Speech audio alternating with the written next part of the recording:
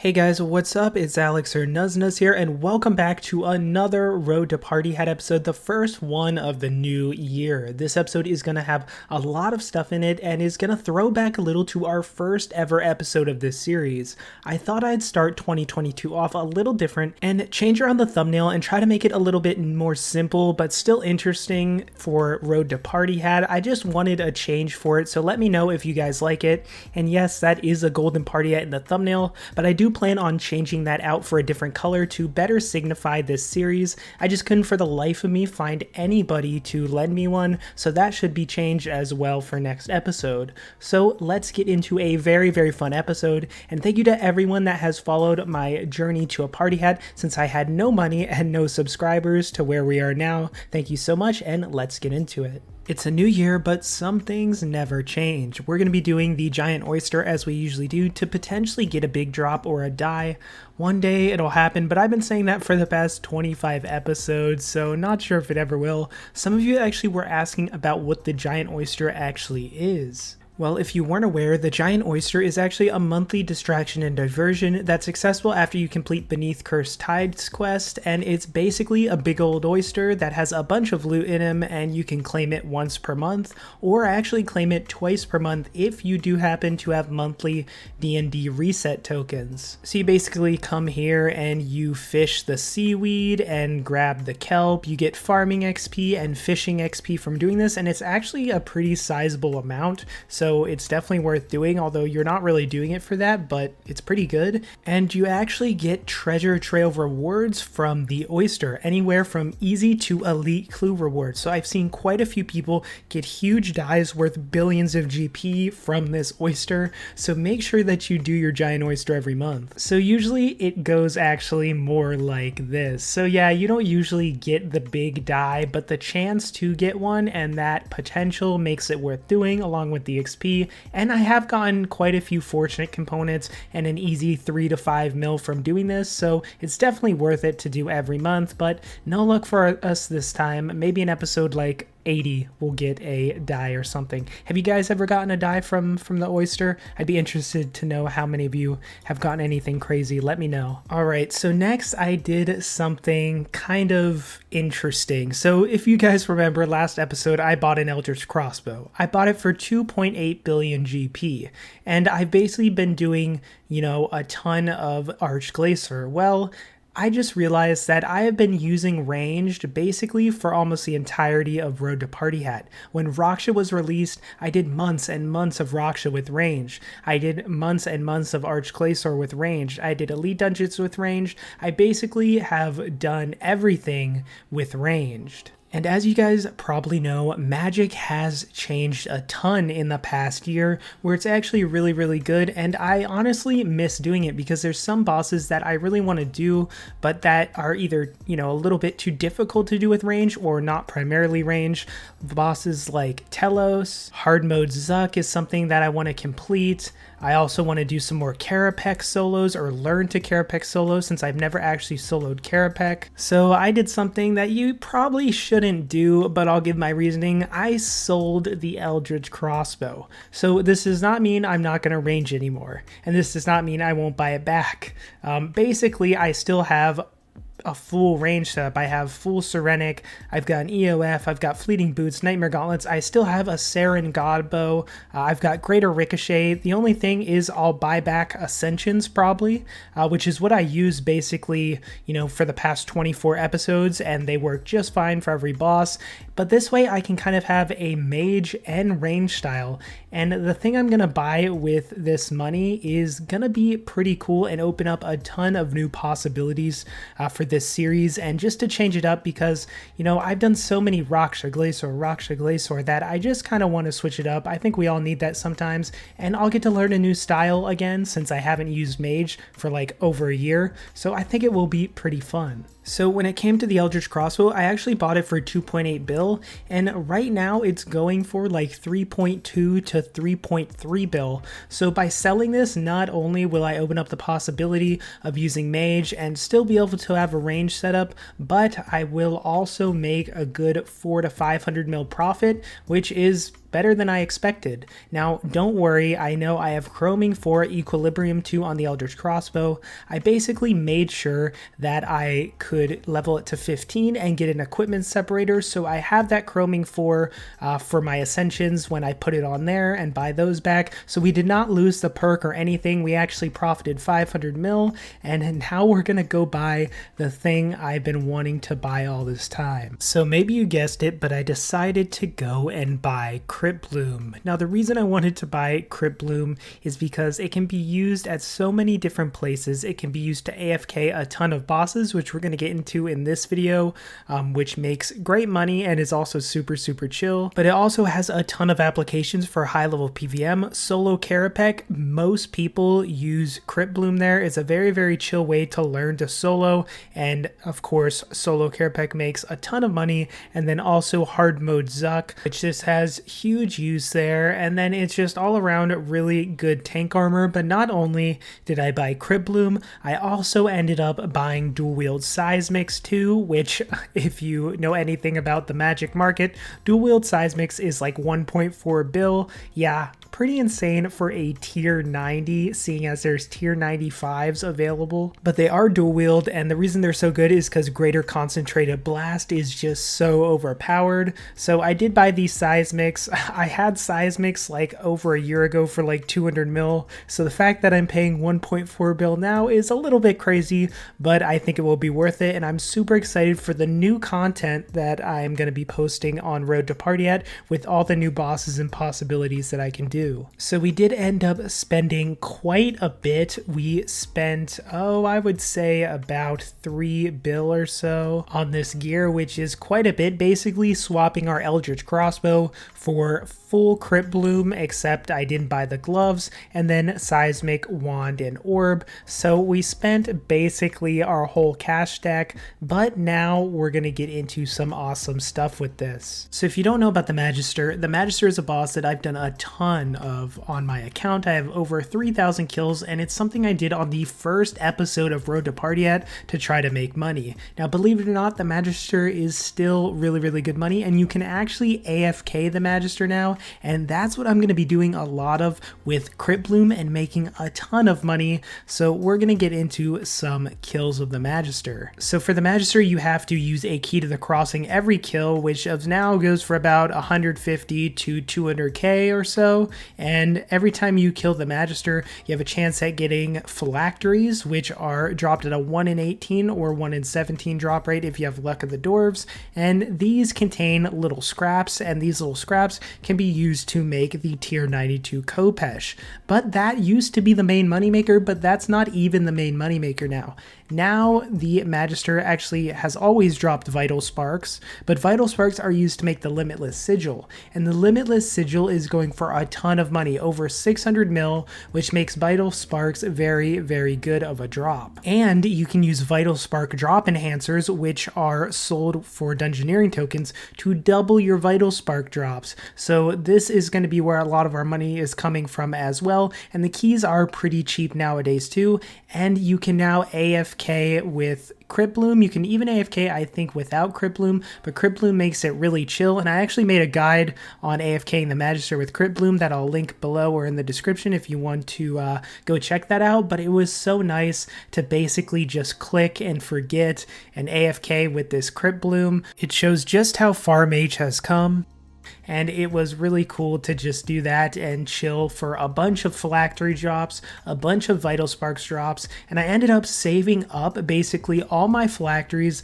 that I got over a good amount of hours of AFKing here, and now we're going to go open them up and see how many scraps we can get. We need 300 to make a Kopesh, so let's see if we can do it. I've done a ton of Magister, and now we're going to open our phylacteries. So as you can see here, we have 23 phylacteries. I'm not sure if this is going to get us to the 300 that we need for a Kopesh, but we are going to see. I also have 35 scraps of scripture, which were in my bank, left over from when I did like Reapers or something of Magister. So we need 265 more to get our Khopesh, so let's start opening them. Now the average per phylactery is 10, but sometimes you can get more. The lowest I believe is 5, maybe it's, yeah, I think it's 5, so we've got 10 twice. Good start. 15, really good start. I'm hopeful. 10 again. Okay, we're doing good. I think you can get up to 25. 10 again. We have not gotten 5 once. This is really nice. Okay, there's a 5. I'm curious to see if I get there. Okay, 10. 10, or maybe that was 5. That was 5. 15, nice. 5. I feel like we're going to get a lot of 5s in a row now. 5, yep. I just felt it. 5, And there's a 10. All right, we have 10 more. I don't think we're going to get there, but we shall see. There's a 15.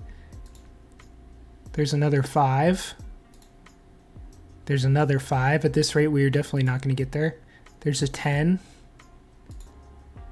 There's a 15. We're at 200. We're not going to get there, I don't think, but we can get close, hopefully, these next few. There's a 15. Can we get to 250? There's a 10.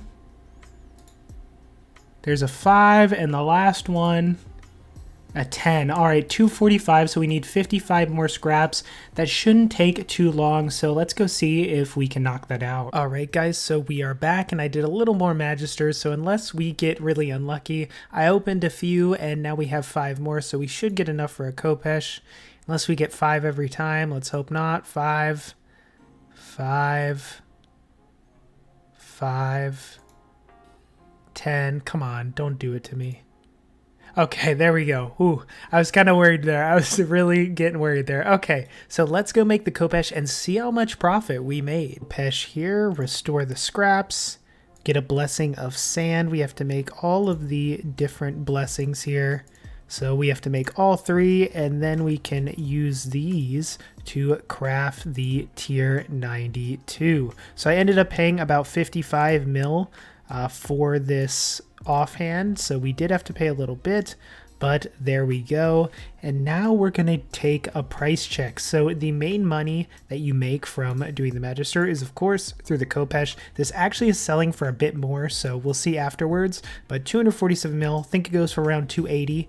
And then we have all the other loot, which adds up to 449 mil. Vital Sparks being 170 mil of that, so about 450 mil. But I think we may squeak out near 500 mil once we sell everything, so let's go see. So after everything's sold, we got 478 mil from all this loot. Now keep in mind, I did spend around 90 mil on keys, and then I also have to minus the offhand, which we bought, and then 330 mil is how much we made. Of course, there's supply costs and stuff like that. It's hard to calculate that, although it's not too much. I would say maybe about 20 mil, might be overestimating there. But in total, we made around 300 plus mil from doing the Magister. It took us around 450 keys. We were getting around 60 kills per hour AFK or so. If you take that, it would have been around 8 hours probably on average. So we made around 35 to 40 mil an hour AFK,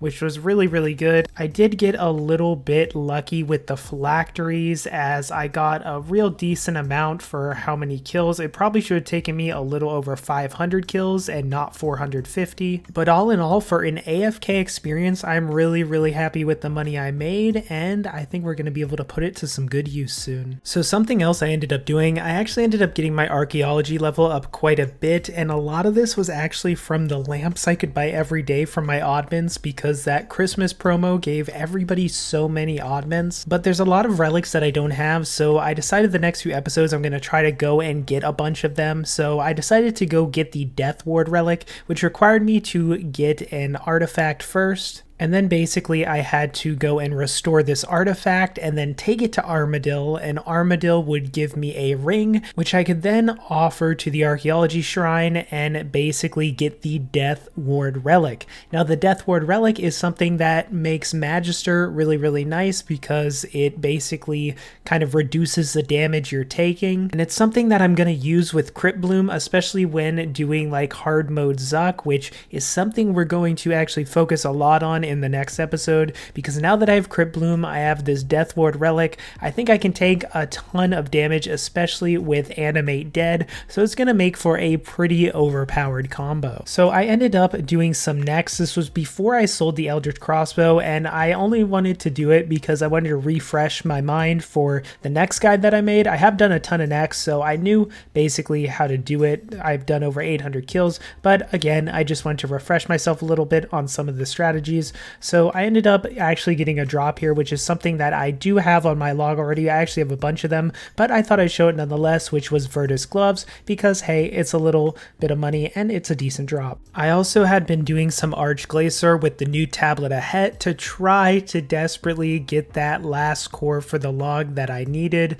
If you followed this series, you know I've grinded out so much Archglacier. We had one core early on and we're over 1,000 kills dry, streaking basically till we die. So I was hoping the Tablet of Het would give me some luck, but sadly, we did not get any luck. We really didn't get anything. We have so many Nylas in the bank, but we'll revisit Archglacier soon and maybe we can finally finish off the log. So now we're going to see what the bank value looks like, because we did sell our Eldritch Crossbow. So if we look at our value, basically it's not going to be accurate. It says 7.6 bill, but actually, as you can see by the inventory, the Crypt Bloom is showing as like 100 mil, which is not what it's worth, and I have a few other things in the bank that do that as well.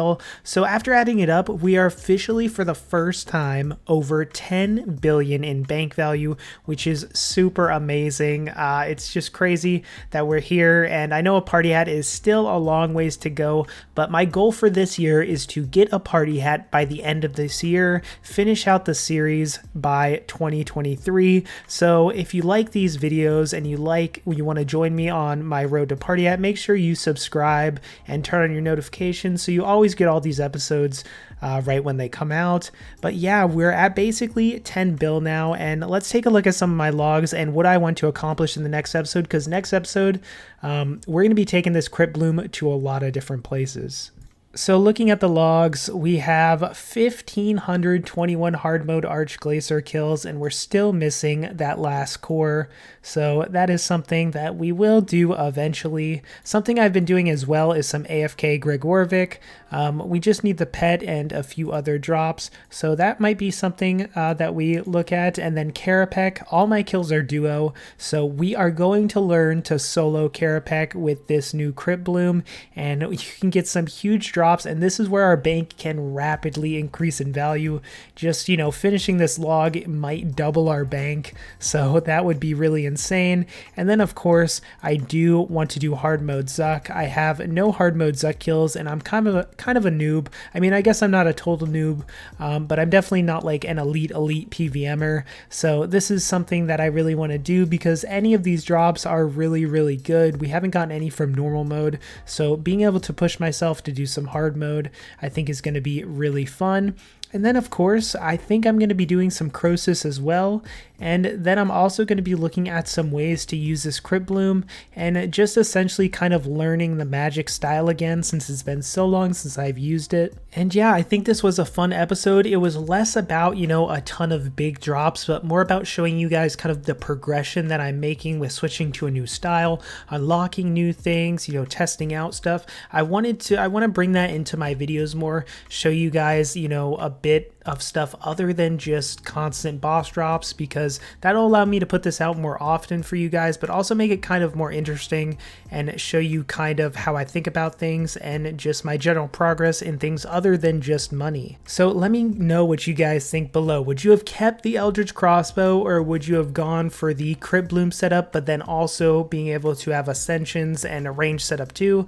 I'm about to buy my Ascensions back with this money that I made from the Magister, so then I'll have my full range setup with, you know, Ascensions, SGB, and then my full new mage setup with Crypt Bloom and Seismics. So I have a ton more options now, and yeah, I thought this was a pretty fun episode. If you guys liked it, make sure to hit the like button. It really helps get the video out to more people, and make sure to subscribe so you see more of these episodes. Next one will probably come in the next week or two. Hopefully gonna grind out a lot of stuff. And yeah, thank you guys for watching, and I'll see you in the next video.